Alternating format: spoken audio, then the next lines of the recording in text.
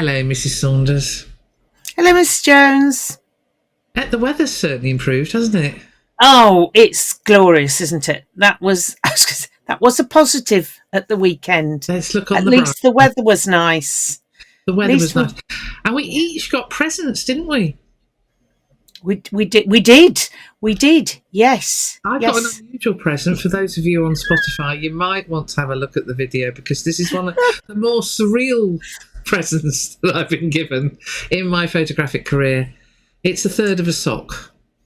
But thank you to Fergs, who very kindly and almost triumphantly walked towards me carrying said bit of sock because it proves that they're blue.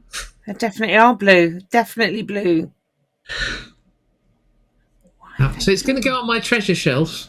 In fact, shall I put it on the treasure shelf? Put it on the treasure shelf. This is like play school or something, isn't it? Where things used to go on. Here we go. There it goes on the treasure shelf next to Daisy. There.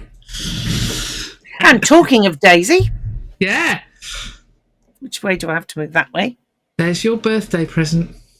Of our birthday present, a big picture of me and Daisy. And Jimmy's had to move up. Is he all right about moving up in the world? He's not getting vertigo? I think he's not got a problem with heights. He's quite happy up there. He thinks it makes him stand out a bit more. All right. Well, there you go. Anyway, happy birthday. Thank you very much.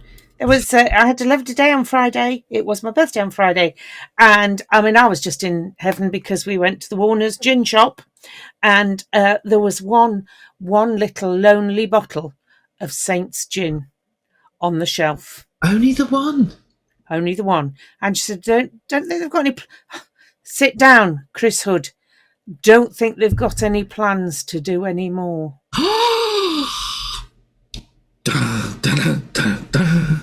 No more Warner Saints gin. So I bought that bottle. And how's the evaporation? It's not been opened yet because I'm still evaporating another bottle of Saints gin. Right. So it may have to sit on the gin shelf, and it's probably an investment, you know.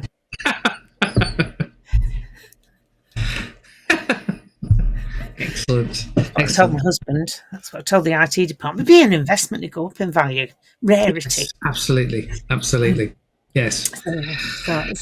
So it's episode 63. Yes. And, you know, sport is the joy of sports. She says joy. The joy of sport is 1 minute you're like, you know, flying high. It's all going well. And the next minute, you've been absolutely whacked round the head with a wet kipper. Yep. And I think collectively, we got whacked round the head with a wet kipper on Saturday. Certainly did. It was the wettest of kippers, I feel. Yes. Now, without bringing up old wounds, did you think... that we're not going to pick on individual players. We are going to award a Ladies Wot Pod player of the match, but we're not going to pick on individual players. You know, we lose as a team. We win as a team, we lose as a team, yeah. Absolutely. And so we're not going to, give anyone a kicking because that's just not right. It doesn't do any good. But we are going to go through how we felt about the game because it would be churlish of us. You know, it would be just not right because we're all collectively in a grump on Monday morning. Sport has that way of getting you through the week because you're bouncing into it because you've won. Yeah. And then it sort of flattens you because you haven't. And I was mulling over, partly actually prompted by a little bit of social media that you and I have just discussed. I have mulled over Saints losses that have turned me into a grump. Yeah. And I'm afraid, everybody, Saturday was one of them when I was a bit grumpy. Very grumpy because it just seemed to be an unnecessary loss. Well, it was the manner of the losing, I think, rather than if it had been a tight game and we'd lost by the odd point, I would have been upset. Hate us losing. But it was the manner of what we were losing. So I know it's one of your favourite memories, Mrs. Saunders. I know what you're going to say. Brace yourself. The oysters were very nice. I don't even like oysters. And they haven't got La Rochelle. mussels. Did it They not haven't have got La Rochelle mussels. quality to it? But yeah, well, there was a discussion. Down that wing. Why don't you try this wing? Oh, actually, through the middle's quite nice. Through the middle's quite pleasant. We did have a discussion, didn't we, on the shape of the D. This was afterwards in the Indian restaurant. Well, I think we got a little bit hysterical, to be honest, about the shape of the D. Was it an A, as in after you? No, please come this way. Oh, or was it just a squiggle that nobody could follow? I think the worst, it was a toddler scribble. I think it was a scribble, not a squiggle. And we were I have too no busy idea. reading the toddler's scribble to actually notice that someone had just run past us. Scored. And we were having a chat amongst ourselves about whether we were going for a drink afterwards. I don't know what was going on with the defence, but who was that just shot past? Oh, I'm sure. Are we in a game? Are we in a game? Good grief. Sorry, we'll pay attention, brief. They were like the dogging up, weren't they? Squirrel! Oh dear, someone scored. Yes, it was not one of our finest hours. Or even 2 hours. It was not good. No. I used a wrong word there. No, but I stopped. It was not good. It was not good. It was just like, why? But as I say, sport is not, you don't pay to go and watch your team lose. If you know they're going to lose, you're not going to go and watch them. That's not what we're saying. But what we are saying is sometimes you just got to hold your hands up and go, okay, collective brain fart. Something went horribly awry there. And Saturday definitely falls into the horribly awry category. It was a really strange day. I mean, the whole thing was very, Very flat. Very flat. Right from the start. I mean, there was crowd were flat. Yeah, 6,000 people there. It was all very meh, I think was the way. I mean, we haloed a bit. I managed to find about 3 people who needed help. Well, you did it at one stage. You and Dr. Jones described it as one-to-one care. It was bespoke. It was bespoke haloing. We could take you places. Yes, you don't just have to point. Come with us. No, of course, that would have been because. Well, actually, no. There were congratulations to Ealing and their supporters for putting up a good show. There were a lot of Ealing supporters. There were. Guys, please find something to cheer. We thought, Tigers. You've only got one word. Ealing, just shouting, Ealing is. Please find something to sing other than Ealing. It's a bit. But no, they played well. I horribly remembered their kit from that kit they wore last season, the orange and grey. Interesting. They won the championship wearing it because I saw them lay waste to Bedford Blues at the end of last season wearing it. Yes. Yeah. I don't know what sort of cheese dreamer brought that kit alive. It's but not a great kit, and I didn't like it last season when I had to shoot it, and I didn't like it this. And it was very unfortunate that we ended up playing in the white with the blue socks. So I don't think that kit. I think it's an unlucky kit. I've come to. We never do well 1 hour awake, which is right. Oh, should we go down great kits I have known? No, because I know where that's going to go. It's going to go lime green. I'm going to mention one, just in order to say, guys, if there are any players and coaches listening, just when you think there's always somebody worse off than yourself. So when Dylan Hartley made his debut at Leicester Tigers, we were wearing the brightest yellow kit you have ever seen. It was like highlighters, wasn't it? It was custard yellow, and you could probably see it from outer sodding space. And I remember the one now. Yeah, it was very 6-0 we lost. And my dad stood there. He was very grumpy, very, very grumpy.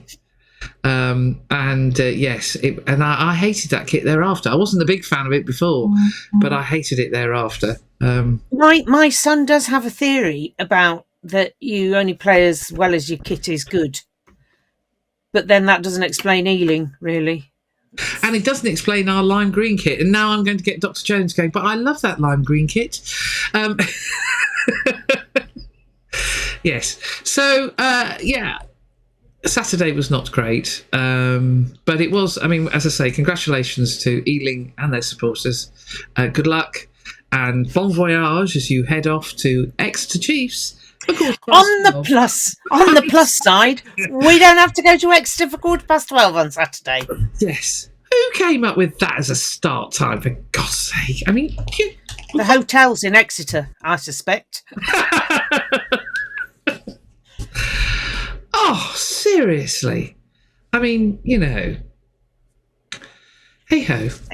Anyway, so... we are going to pick a Ladies Wot Pod player of the match. And everyone might go. No, before we do that, just how lovely it was to see Berger back. Yes. Oh, wow. Yes, it was lovely. Yes, absolutely. It was great to see him back. And interesting in Dowse's write-up today, his frustration about all of this is he wanted Berger to come and get more game time. And so in some ways he kind of pinned it on the players that you let Berger down because he worked incredibly hard to get back.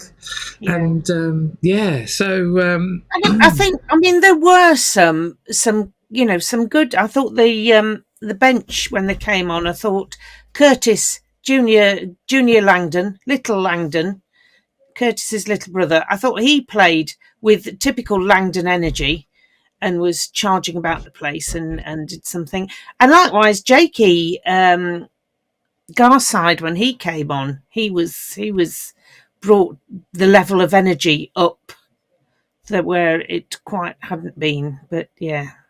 Without being rude to Bedford, I wryly remarked to Dr. Jones, did he see more of the ball on Saturday than he did in that match against Ampthill where he was man of the match? Yeah, well. But it was nice to see Jakey scampering. The thing was, he gets to he's like, oh, now where do I go? I've got somebody in front of me. So we had this sort of sideways. Yes. It's great photography. It's great fun. Yeah. But well done, Jake. It was a fantastic break. Really, really good. So, ladies, player of the match. Player of the match. And he continued throughout the game. So he was, in fact, the last action photo I took of the game was this player because he was still having a go. And it's James Ram. Yes. Really good hat trick. Scored Saints' only points apart from the conversion. I can't say that then, but he scored the try in the second half, which meant we didn't get nilled. Yes. So James, well battled, but I'm sure it is any solace to him whatsoever. None whatsoever. Well done, I think James. it's one a bit like La Rochelle. Let's just stick that behind us and move on. Absolutely. Now, we've got a new phenomenon when it comes to the Sgt Wilson Award, haven't we? We have. We've got people suggesting it in the crowd. We're getting text messages from people saying, "Here, that's a definite Sgt Wilson Award." Or just tapping me on the shoulder and saying, that's one for the Sergeant Wilson. Well, no, because it's on the wrong team, and B, he kicked the corner flag out before he put it back, so he's not having it.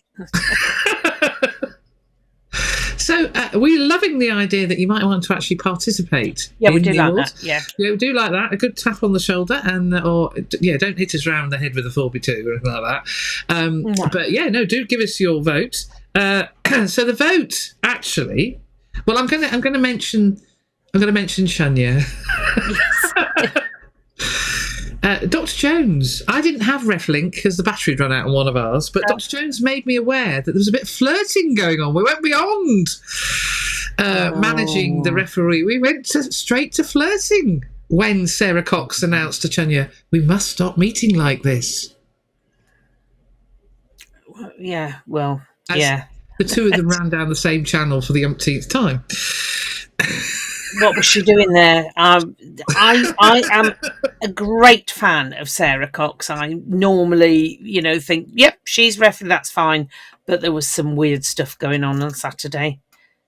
Well, really that weird leads me on to my on. next. I then texted Dr. Jones with I've just worked out what's happening. Yeah. Sarah is penalising the previous ruck. So she's applying the law that was happening in the previous ruck. The two Ronnies rule, yeah. The two Ronnies rule, said Dr. Jones, i.e. a knock-on happens at a ruck, but she doesn't actually award the scrum until the next ruck. Yes. Yeah, very, very weird goings on, I thought, from Sarah. Yes, for those of you who remember the two Ronnies sketch, the mastermind, I'll answer the question before the one that's just been asked. Anyway, yes, so that was very strange. Anyway, we do have a Sgt Wilson award. We do have a Sgt Wilson award. Yep. And it was very obvious what was going on.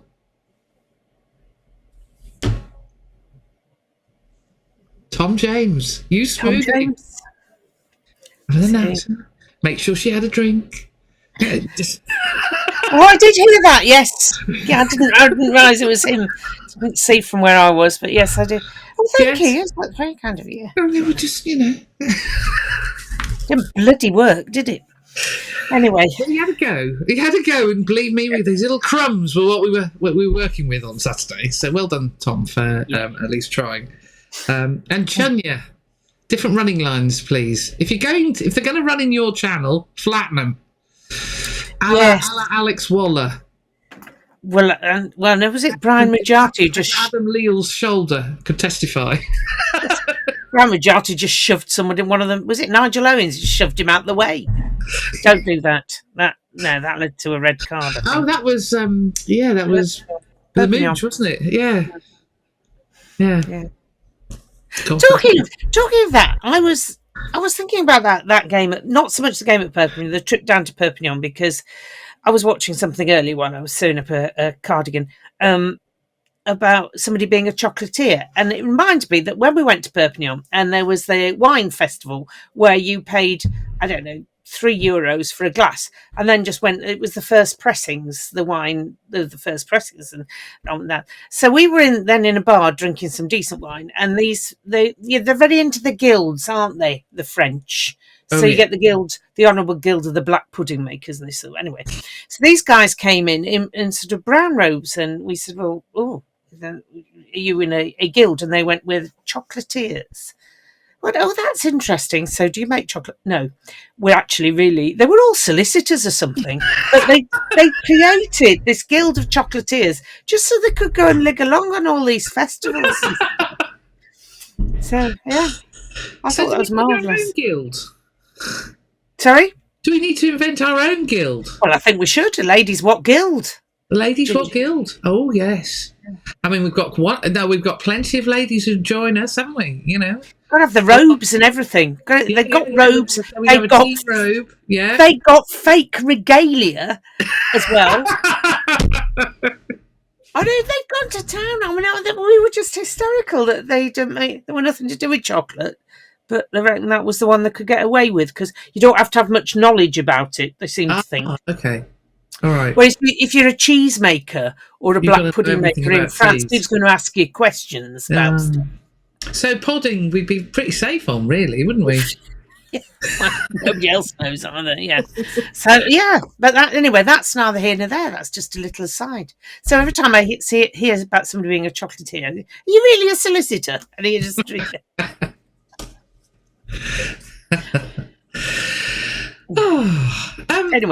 Anyway, well, here we go. Right, moving on to better things. Particularly on Saturday, didn't we, Mrs. Saunders, at half time? Oh, we did. Well, first of all, there was a little band of under-10s doing procession round that had been in a hastily arranged festival in the morning. That wasn't where you expected it to be, Mrs. J. No. So the lovely Ben Lawrence contacted me and said, could you do the community tournament in the morning? And I went, yes, no problem at all. And he said he was in the barn, the HPC. So I duly put on my white trainers to find myself on pitch 3 in a bog. Yes.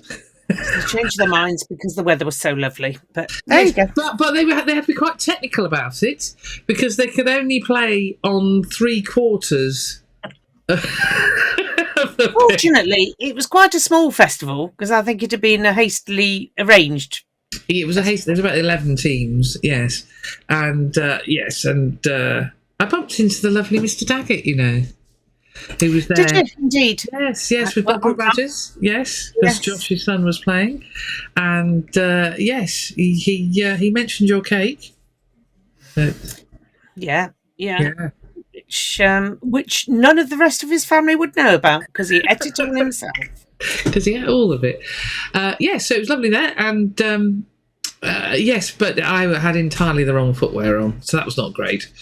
But it was lovely to see them all running around in the sunshine. And then, of course, they get to parade around the pitch at half time. But they weren't the only ones parading around the pitch. They weren't the only young people parading around the pitch because there was the all-conquering under-18s with not just with the shield that they won, but also with special T-shirts. You noticed? I did notice that their champions T-shirts were for the under-18s, so they were specially done for them. So well done.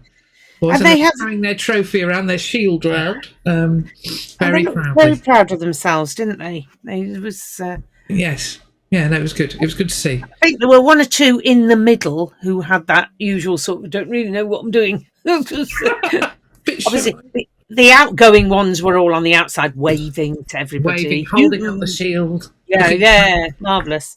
And then the ones in the middle going, chatting amongst themselves. Yeah, yes. in the middle. Anyway, well done to the squad for a fantastic... and that has meant to huge number called up for the under-18s training squad. Fantastic, absolutely fantastic. 8 of them. So Archie Appleby, Ollie Hull, Jack Lawrence, Jack Lewis. Jack Lewis was our player of the match in the final. Aidan Reid, Henry Lumley, James, I can't read what I've written there, Pater, and Hugh Shields. So well done, all of you, for the under-18s. That's really good. Top work. To the for so many getting through to the under-18s. It's nice to see them doing so well and having had such a stellar season. And then it kept coming, the good news. So earlier in the week, we had 4 join the senior Red Roses squad from the Lightning team. Lily Ives Campion, Sadia Kabaya, Helena Rowland. You said there's a youngster in the list that you think's going to do quite well. I think it shows great promise. That Emily Scarrett, from what I've seen, I think she'll go far. Yeah, I think you're spot on there. I think there's something about her.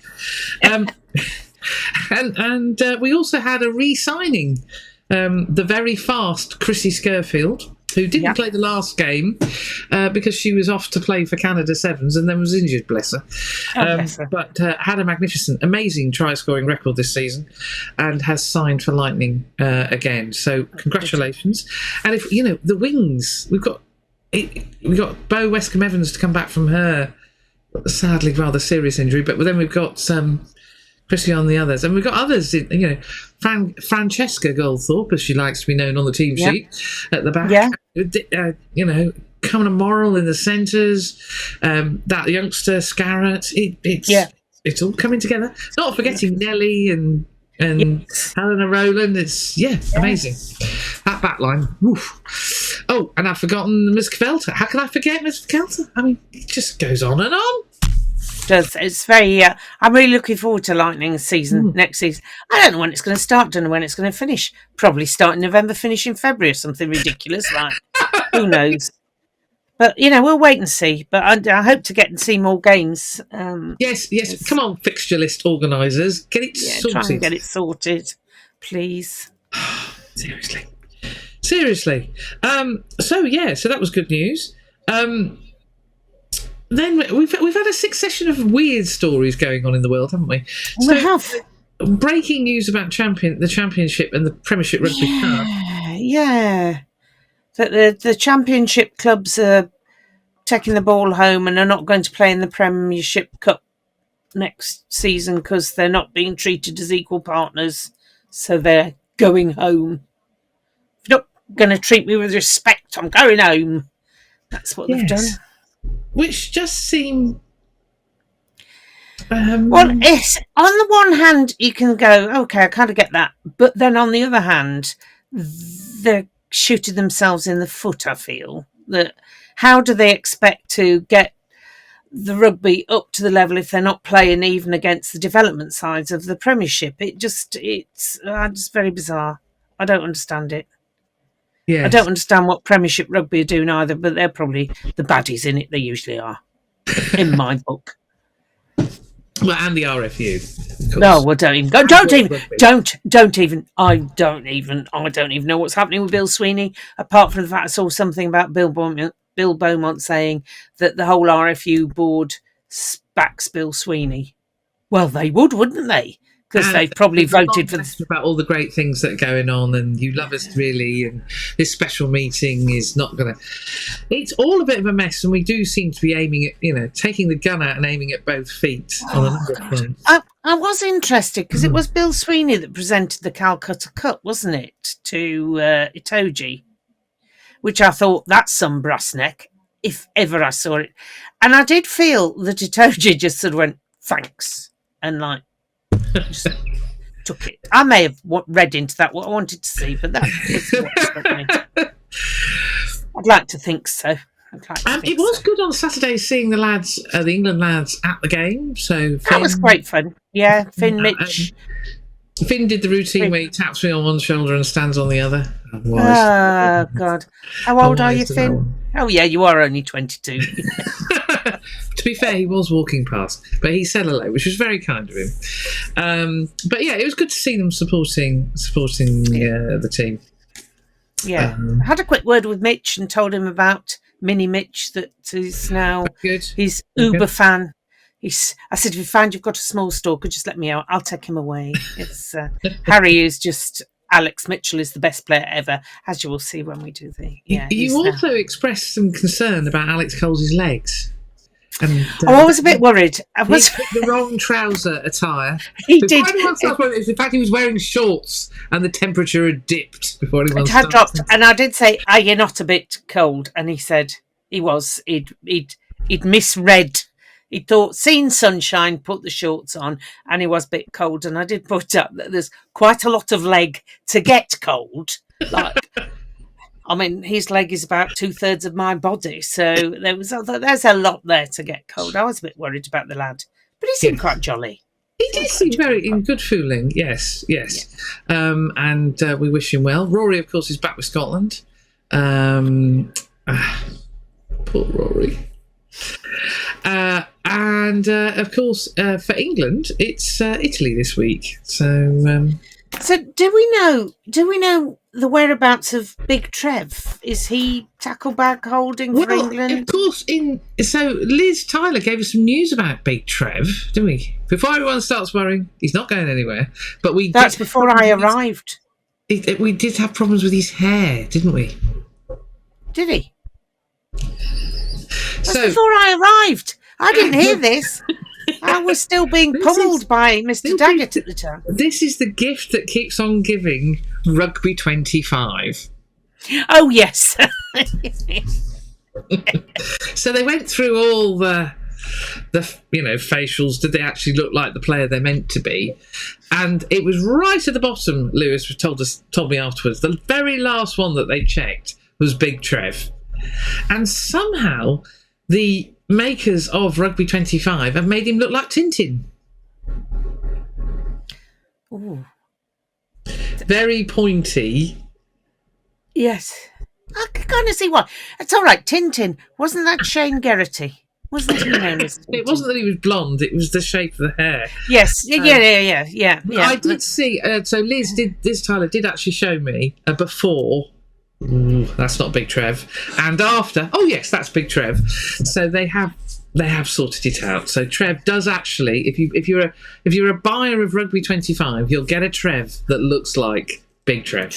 Big Trev. Yeah. That still doesn't explain whether or not he's been called up to train with England, be a tackle, because he did seem to be, and then he didn't, and I don't know what's happening.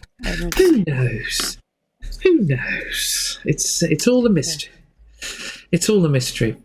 But back to the championship clubs, I do think the whole relationship between the PRL, the RFU and the championship, it's just a never-ending story of pain.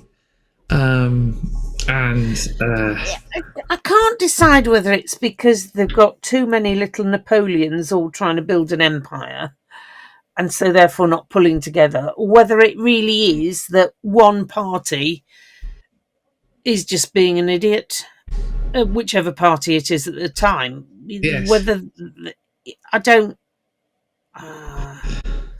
know. I don't know enough about the politics of who's what and who. So,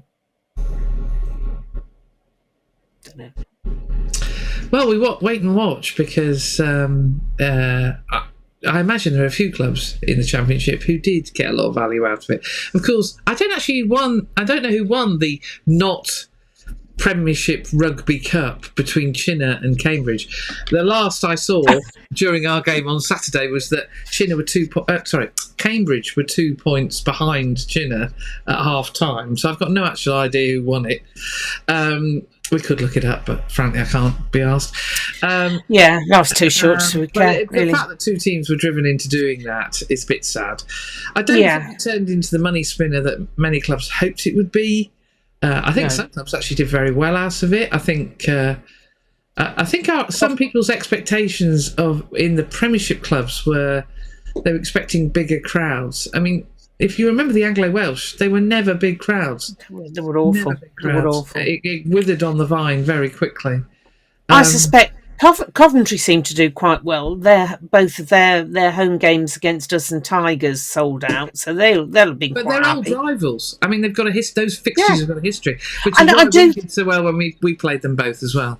I do think it worked really well doing it on a regional basis like that. Yes. I thought that was a lot better than random stuff.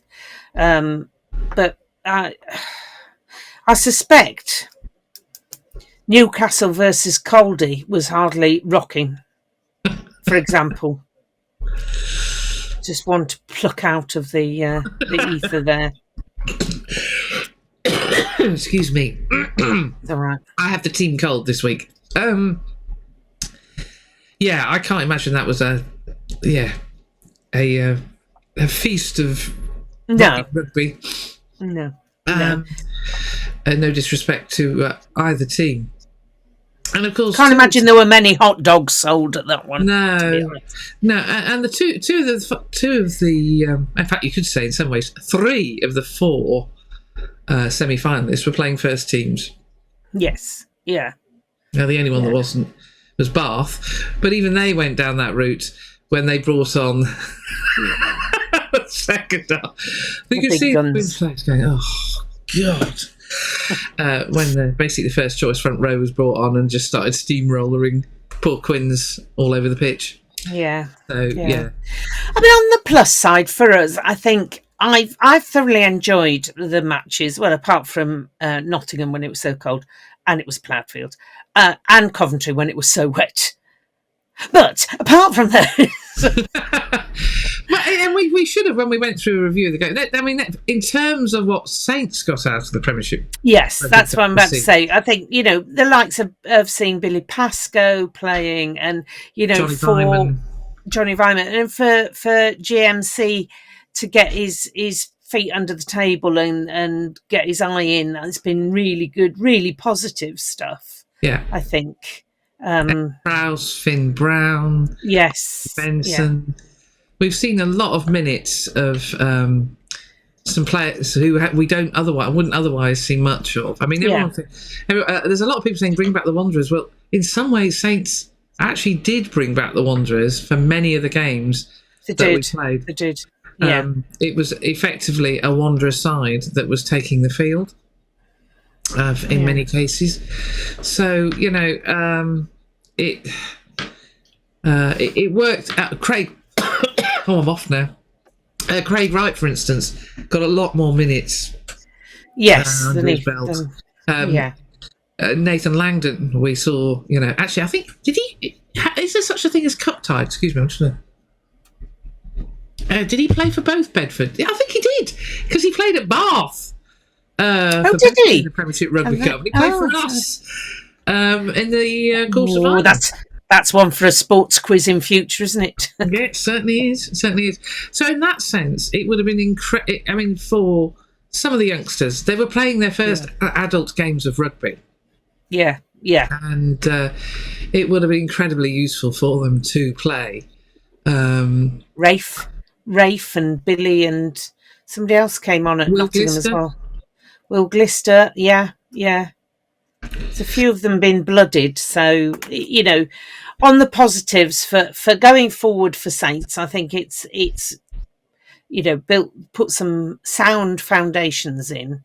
Might even have given the coaches some ideas of who to keep, who not to keep, because it's all about that time of year, isn't it? So yeah. And game time is the best way of finding out. And, you know, so I think in terms of the run, we got far more out of this year's Premiership Rugby Cup than we did last year. So I think it was, and the crowds reflected that.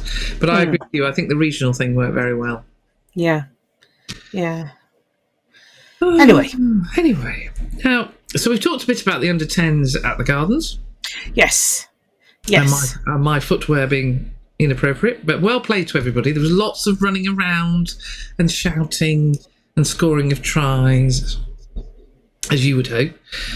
And I believe Towcester Under-10s were busy this weekend. Towcester Under-10s weren't at the festival on Saturday, but they played yesterday, and Bugbrook were their guests. So I met Mr. Daggett on the touchline again, and so our respective offspring, grand offspring in my case, not immediate, played against each other. That was quite fun. And it was again, it was quite pleasant to be there. It was sunny, it was nice, still a bit muddy, but the boys really enjoyed themselves, as you will see from my interview with Harry that he insisted on doing.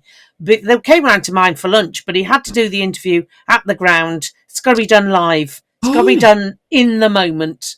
And please interview me. I don't just want to do a piece to camera. You have to interview me. I mean, we are getting very picky. Very, very picky. You know what? He's only one step away of asking for, you know, Sarah Elgin or Bates to come and interview him. Aren't we? We're one step away. No, well, he's, you know, just have to make words. Well, he'll have to find another pod to go on. That's all I can say. Anyway, so here he is. We're ready to go. Right then, Harry, how was it today against Bugbrook? Good. Yeah, I made in the first game, which was only a training game, I did make some good runs, didn't I? You did. And what did you do in the second game when you played against Bugbrook? I played really well, nearly scored a try. But what did you do? You set... we had a scrum, and I made sure I was looking around, and I passed it to my teammate, and he made a lovely try. He did. And who did you model yourself on again? Jolly good. And have you had a lovely day? Yes. Good. And will you be playing again next week? Excellent. Thank you. He's getting a cool customer, isn't he? He's very. He knows what he's doing. He knows what he's doing. It does make me laugh that this modelling himself on Alex Mitchell, and to be fair, he did a couple of times when he was playing, because they don't have set positions really. Sometimes he's in the scrum, sometimes he likes to be scrum half, and the bit where he set up his mate to score a try, he really did. He looked where everybody was, had a quick word with this lad who was on the wing, and lo and behold, the move went like clockwork and they scored. It was really good. And there was another time he was doing that when he was going in a scrum half, but looking at where people were on the pitch. And I thought that was really good. So I told Mitch that he was modelling himself on him. And he said, how's it doing? I said, well, he's got very shouty. It's a start, I guess. But no, he's obviously watching how to scrum half and thinking about good it. On him. Good on him. Really good. Last season he didn't even know the score. Now he's working out tactics. Well, he still doesn't know the score. They still don't know the score. It's very much. Okay. It really is very much a thing of, you know, you do a try and then that's kind of it. Nobody. I think the coaches keep score, but they discourage the keeping. Yes. Yeah, it's not what it's about. So. On Saturday, I particularly enjoyed it with Mr. Daggett. I went, oh, which one's, who am I looking for here? He went, number 15.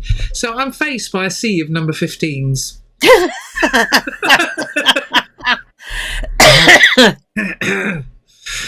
The numbering system in Bugbrook is, that number 15. Well, there you go. But yes, so it was perfect weather for kids rugby on. It's been a lovely weekend for it. Really good. But poor old Alfie. So they had the under 7s were at a tournament, I think, in Milton Keynes, but they had too many to take all of them. So Alfie had done a tournament somewhere else earlier, so he didn't go. So he was rolling around in the mud, literally just occupying himself, rolling around in the mud. International Man of Mystery. So But was he disguising himself with the mud? Well, quite possibly. Who knows? He was doing Alfie things. Alfie doing Alfie things. Well, where we heard that before. There was another toast at some bigger boys on the pitch behind us, and Alfie was fascinated by them. I think they might have been a sort of under 14 level. I don't know who they were playing, but I think the score was pretty much a cricket score to the other team, because every time I turned around, Toaster were lined up under the post. It didn't look good. But Alfie, you could see Alfie thinking, I just want to be doing that. I just want to be doing that. Oh, bless him. Bless him. Still got, yeah. So, anyway, I had another report about your walking rugby. Walking rugby. Well, can I just first of all say, I did a whole session, which was marvellous, but there was a disaster. There was a serious injury that nobody else seemed to think it was as serious as I thought. I took it seriously. You did, but nobody. I don't know if you can see that. That fingernail. Yeah, that's shocking, frankly. For those of you, broke my nail. My nail. I was like a Premiership footballer. I tell you, I was like, oh wow, get me a stretcher. I did a try though, at least one. Yeah, Callum said you did the whole session. He was very impressed. He didn't really good fun though, so he knew about the injury because I told everybody about the injury. He was obviously ignoring you. Yeah, they do.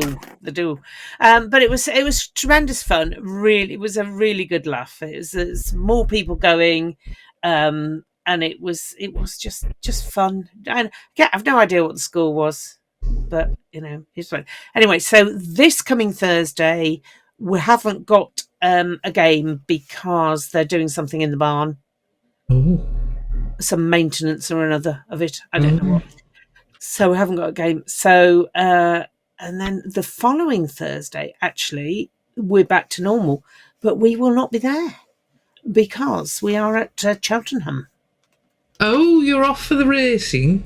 The racing. I do like the racing, yes. Oh, so very good. To watch horses go over jumps. Horses over jumps. Well, there you go. No, I will not be at Cheltenham because what I know about horse flesh, you literally right on the... I know I live near Newmarket. I think that's about as far as it goes. Well, you don't gain these things by osmosis, You have to have an interest. Well, Dr. Jones thinks he's found a way of us getting more interested in what happens in Newmarket. Do you want to be more interested in what happens in Newmarket? Well, we did actually meet a lovely family who run a stable just outside Newmarket. And you say that, there's loads of them, of course. Yeah. But it's a mother and daughter. So Dr. Jones thinks he's worked out a way that we can actually... You're going to buy a racehorse or something, are you? No, I think we're going to buy... yes. He did actually give me the prices of owning 10% of a racehorse, and I went, ha, very good. Now, I'm not that keen to learn. So, it was more of a social thing that you go into a ballot and potentially you could go to... But you can go and visit the stables whenever you want. Oh, yes, yeah. So that sort of thing. So I could see the gallops and stuff. See the gallops and know when they're going to go and do stuff. So that looks quite fun. That's a point. I need to have a word with somebody I know who's talked about going because he's got a leg of a racehorse and said, you ought to come with me. And I thought it was a really good idea, and I haven't, but I would still like to if you're watching, Gareth. Yeah. There you go. So, So we'll get a bacon butty or something. Sounds very easy. If we actually do that. The only thing I would say is actually the horse I was most interested in wasn't one that's likely to race, but is what's called a calming pony. Oh, yeah. So it's a tiny little pony. It's not a Shetland pony. And you can tell I know nothing about horseflesh, but it was the cutest thing since forever. And its job, it has all the licenses and registration, all the rest of it. And its job is to go with whichever horse is racing that day to keep it calm. Yeah, yeah. I thought, I'll follow you because I think I like what you do. They're very good. Sometimes it's a donkey does that job sometimes. Yeah. Donkeys can be very good at calming highly strung horses. And then I've been past the place that says the National Stud more times than I care to, And it had never occurred to me what actually happens at the National Stud. It's just, why would it? Didn't register in my brain. So, for those of you who know something about horseflesh, I met a horse called Stradivarius. Right. Stradivarius is apparently a very famous horse. Has won lots and lots, millions of pounds over the years. And Stradivarius is a very busy horse. Now, busy horse. Yes. Yes, very busy horse.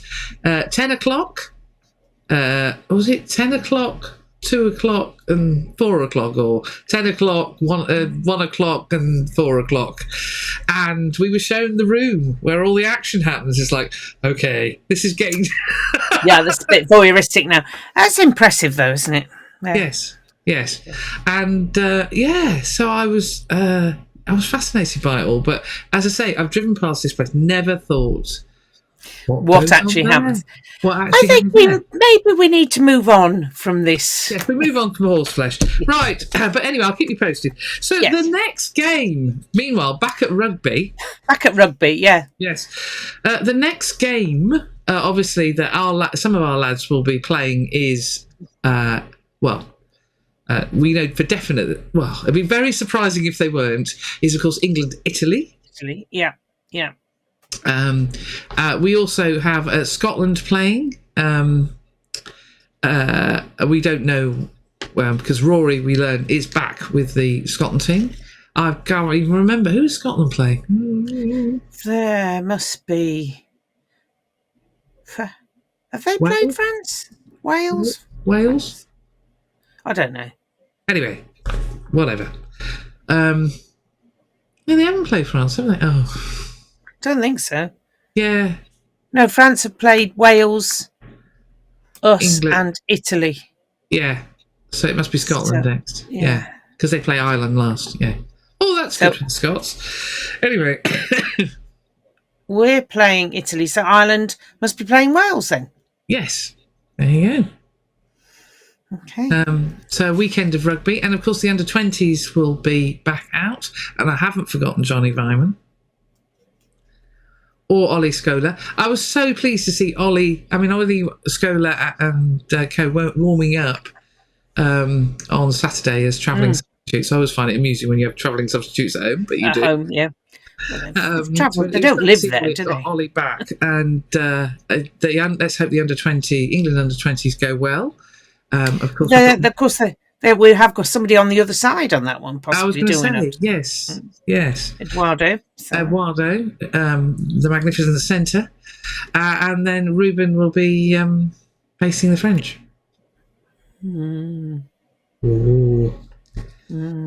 So plenty of players who have international action this week, even if there isn't club rugby. And the following week, I don't know whether Sherpa 2 wants me to do the British Army visiting Bedford Blues in the Slope on the Friday night. They've got a Friday night game. Oh, right. Oh, yeah, the Army on the Slope. That match last season was played after one of those wet weekends, and we had a lot of water. Not quite as bad as the Bedford Blues friendly, but it was right up there in the muddy lakes. And then for us, for the first 15... Yes, Tigers at home. We'll be doing a full preview because it is an East Midlands derby. Our first game back will be against Leicester Tigers in the Gallagher Premiership. And the question that Liz and I were talking about before the pod started was: are the England boys, because it seems Allowed to be to the England boys, allowed to play, or will we be in a Bristol situation where we're not allowed to play half the team? Yeah. Wouldn't put it past Steve Borthwick to say, no, it applies to Saints because they're playing Tigers, my old team. So. Well, that's the Derby weekend, isn't it? It's being described as the Derby weekend. Oh, must be, yeah. Yeah, so it won't just affect our Derby, it'll affect all of them, which is not great. But anyway, what were we saying about rugby shooting itself in the foot? But, an East Midlands Derby at home, hopefully in the sunshine, if the weather continues to be as glorious. Friday night lights, isn't it? Friday night. So. Yes, but if it's there's always a sort of glow in the sky, isn't there? As the build up to the game, as the sun sets, and you get that lovely glowy feel to everything. Will that be the weekend we change the clocks? It will, won't it? Yeah, sadly afterwards, not before, but there you go. And then we're into Europe again with the visit of Clement. Mm. So we should enjoy the break. Yeah. No, we never do. What's the point of having a bloody break? And then having the season go into sodding June. That really annoys me. Book us up your holiday plans. Well, yes, June the 14th is the final. Don't honestly think that's going to worry us this year. I'm not saying anything. As I said, then I don't mind being proved wrong. Don't mind being proved wrong. With my pessimistic, realistic head on, really. It would be record breaking if we did. It would, yeah. Saying that though, we are still very much in Europe. Very much so. Very much in Europe. And I'm really looking forward to the visit of Clement. Indeedy. And then 9. Is it 9? No, 20. No. It's the 9 regions, isn't it? They have the remarkable 21, 22 supporters club. So 22, I think you said. Yeah, I have no idea which one you're going to be friends with. No idea. I have no idea what they're doing. They had that strange ranty thing on the Facebook, which could have been the way it was translated, but very weird. We'll see who turns up, and we'll go, "Bienvenue, welcome." We'll say. Here to help. It was a bit strange. Easy already.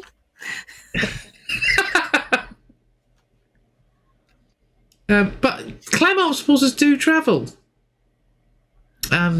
As I pointed out to somebody, they were a large contingent of them stayed when their game against Saracens was snowed off and was scheduled for 5 o'clock on a Monday, or I think it was a Monday evening.